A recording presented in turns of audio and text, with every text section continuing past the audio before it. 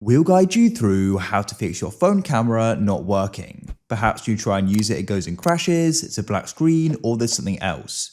Don't worry, we'll guide you through some different fixes you can try. If you find this useful, then please consider subscribing and liking the video. So to get started, go and open up the settings like so. In your settings, you need to scroll down and go and find the option for apps and tap there. Now you need to find the option for camera, so you can scroll down and go and find it. Alternatively, you can use the search in the top right. When you see it, tap on it.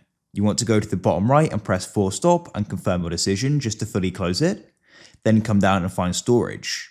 You want to go to the bottom left and press clear data like so to go and clear it. You can try using the app. Hopefully now it'll work. If it does, then great. If it still doesn't, then what you want to try doing is performing a restart on your device.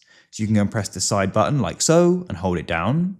You then see this screen here, press restart and confirm your decision. Now wait. When it starts again, open the camera and hopefully now it'll work. If you found this useful, then leave a like.